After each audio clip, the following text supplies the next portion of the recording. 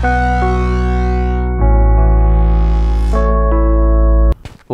గురుభ్యో నమః. ఓం గణేశాయ నమః. ఓం సాయినాథాయ నమః. సాయి బంధువులారా, ఈరోజు బాబావారు సూచించిన నేను ప్రవచించే ప్రధానమైనటువంటి అంశం నా జీవితంలో జరిగినటువంటి ఒక యథార్థమైనటువంటి లీల, యథార్థమైనటువంటి ఘటన, ఒక అవధూతతో కూడినటువంటి ఆత్మీయ అనుబంధం. ఈ అనుబంధాన్ని పాలుపంచుకునే అవకాశం ఆ దత్తప్రభు, ఆ సాయినాథుడు కల్పించడం నా అదృష్టంగా భావిస్తూ ఉన్నాను.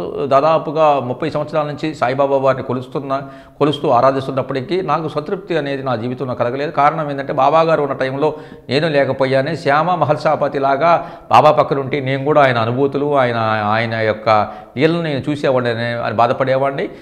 బాబా వారికి ఈ విషయాన్ని నేను మొరపెట్టుకొని నీ టైంలో నేను లేనప్పటికీ కూడా నీలాంటి వాళ్ళని ఎవరైనా అవధూతలు కానీ మహాపురుషులు సత్పురుషులు నాకు చూపించాలని చెప్పేసి నేను అనుకున్నాను.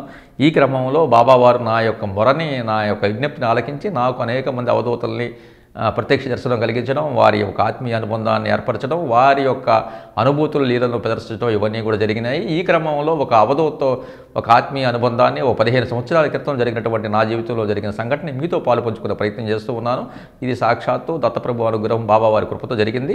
ఒకసారి నేను ప్రధానంగా జిల్లా కేంద్రమైన గుంటూరు నగరం అరండాలపేట 1వ లైన్లో నేను వృత్తిరీత్యా వ్యాపారం చేసుకుంటూ ఉన్నాను. నా దుకాణంలో వ్యాపారం చేసుకుంటున్నప్పుడు రమారమి ఒక మధ్యాహ్నం పూట 12 గంటల ప్రాంతం అప్పుడు నేను అక్కడ దుకాణంలో ఉన్నప్పుడు అనుకోకుండా ఒక సాధు పుంగవుడు ఒక అవధూత నా దుకాణానికి వచ్చి ఇక్కడ ఏ పుస్తకాలు అమ్ముతారు అని చెప్పేసి అడిగాడు. ఇవి మామూలుగా చదువుకునే పుస్తకాలండి, స్కూలు కాలేజీ అని చెప్పేసి అన్నాను. అయినప్పటికీ కూడా లేదు, ఆధ్యాత్మిక దేవుడి పుస్తకాలు అవి కూడా ఉంటాయి నీ దగ్గర, నువ్వు దేవుడి పుస్తకాలు నాకు ఇవ్వాలి, నేను వాటి కోసమే వచ్చానని చెప్పేసి అన్నాడు. నేను దేవుడి పుస్తకాలు చదువుకుంటాను కానీ నేనేమి విక్రయించనండి అన్నా. లేదు, నీకు దేవుడు పుస్తకాలు, గురుచరిత్ర, తర్వాత సాయి లీలామృతం ఇవన్నీ కూడా ఇష్టము, ఆ పుస్తకాలు నువ్వు బాగా నీ దగ్గర ఉంటాయి, ఆ పుస్తకాల ద్వారా నువ్వు చాలా జ్ఞానం పొందావు, ఆ పుస్తకాలతోనే చాలామంది జ్ఞానాన్ని కూడా పంచాలి, నీ దగ్గర ఉన్నాయి, అందుకని నేను వచ్చాను, నువ్వు ఇవ్వాల్సిందే అని చెప్పేసి అన్నాడు. సరే, నేను ఏం చెప్పినా కూడా అతను వినిపించుకున్న పరిస్థితులు లేదు, నాకు దేవుడు బాబా అంటే ఇష్టము, దత్తాత్రేయుడు అంటే ఇష్టం, కానీ నేను ఆ పుస్తకాలు నా దగ్గర ఉండవే అని చెప్పేసి అన్నాను. లేదు, నువ్వు ఆ పుస్తకం నీ దగ్గర ఉంటాయి, ఎందుకు ఉంటాయి ఏంటి అంటే సాక్షాత్తు నువ్వు దత్త అనుగ్రహం, దత్తప్రభువుతో వారి యొక్క అనుగ్రహం కృపతో ఉన్నటువంటి వాడివి, దత్తప్రభువే నీ దగ్గర ఉంటాడు, అనుక్షణం ఆ దత్తాత్రేయుడి అనుగ్రహం, ఆ కృప వల్ల నువ్వు చాలామంది అవధూతలకు ఇష్టమైనటువంటి వ్యక్తివి, బాబా గారు నిన్ను ఎంచుకొని ఈ యొక్క అవధూతల్ని నీకు పరిచయం చేస్తున్నారు కాబట్టి నీ దగ్గర ఆ పుస్తకాలు ఉంటాయి, నువ్వు ఆ పుస్తకం ఇవ్వాల్సిందే అని చెప్పేసి మరీ మొరాయించాడు. నేను ఇంకేమీ చేయలేక చాలాసేపు అటు ఇటు చూసి గాలించి ఆయన చెప్పేది అర్థం కాక, సరే నేను కొంత ఆధ్యాత్మికంగా చెబుతున్నాడని చెప్పి అటు కొంచెం నా ర్యాక్ వైపు చూసేసరికి అక్కడ నేను చదువుకునేటువంటి గురుచరిత్ర అక్కడ తటస్థపడింది.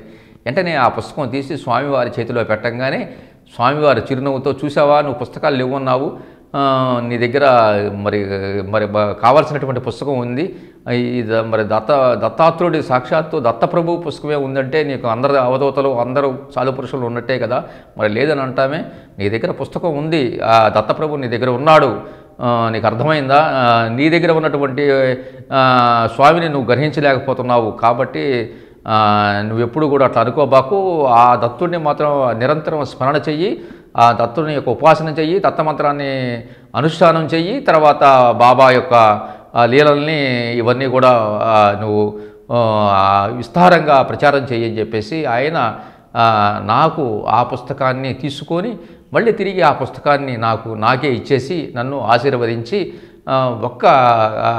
కొన్ని నిమిషాల్లోనే అతను మాయమైపోయాడు. ఇదంతా కూడా నేను తెమరుకునే లోపు ఇదంతా కూడా జరిగిపోయింది. ఒక్క నిమిషం ఆలోచించాను, నాకు అర్థం కాక అకస్మాత్తుగా అతను రావడం ఏంటి, దత్తాత్రేయుడు దేవుడి పుస్తకాలు అడగడం ఏంటి, దత్తుని యొక్క పుస్తకాన్ని ప్రస్తావించడం, తిరిగి పుస్తకం నా దగ్గర లేదన్నప్పటికీ కూడా గట్టిగా చెప్పడం, ఆ పుస్తకాన్ని నేను అనుకోకుండా చదువుకునే పుస్తకం ఒకటి నాకు కంటపడటం, ఆ పుస్తకాన్ని తిరిగి ఆయనకి ఇవ్వడం, ఆయన మళ్ళీ కాదు ఆ పుస్తకాన్ని తిరిగి నా చేతికి ఇవ్వడం, ఆశీర్వదించడం, దత్తుని యొక్క ప్రస్తావన చేయడం, ఇవన్నీ కూడా అవధూతతో కూడినటువంటి ఆత్మీయ అనుబంధం నా జీవితంలో చాలా సంతృప్తిని, ఆనందాన్ని ఇచ్చింది.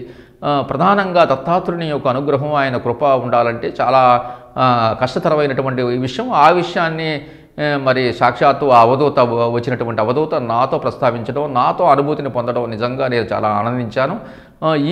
ఈ క్రమంలో తర్వాత అనుకోకుండా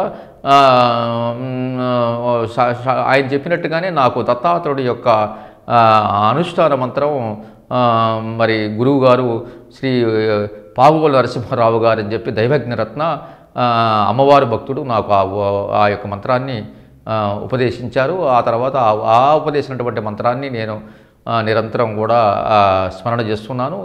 అవధూత స్వామి చెప్పడం, ఆ మంత్రాన్ని తిరిగి నాకు ఉపదేశించడం, ఇదంతా కూడా దత్తాత్రేయుని అనుగ్రహం. ఆ వచ్చినటువంటి అవధూత యొక్క జ్ఞాపకాన్ని, ఆ లీలని అప్పుడప్పుడు నా జీవితంలో నెమరు వేసుకుంటూ ఉన్నాను. ఇది నా జీవితంలో జరిగిన ఒక మరుపురాని ఆత్మీయ అనుబంధంతో కూడినటువంటి దత్త పరంపరటువంటి లీలగా నేను భావిస్తూ ఉన్నాను. ఈ లీలని మీతో పాలుపంచుకునే అవకాశం, భాగ్యం కల్పించడం సాక్షాత్తు ఆ దత్తాత్రేయుడి యొక్క అనుగ్రహం, బాబా కృప, తర్వాత ఈరోజు అవధూతల యొక్క ఆశీస్సులు మీకు మీ కుటుంబాలకి నిండుగా మెండుగా ఉండాలని, అపార కృపా కటాక్ష వీక్షణాలు వారి ప్రసారించాలని ఆశిస్తూ, ఆకాంక్షిస్తూ సర్వే జనం సుఖినో భవంతు. ఓం శ్రీ సాయిరామ్.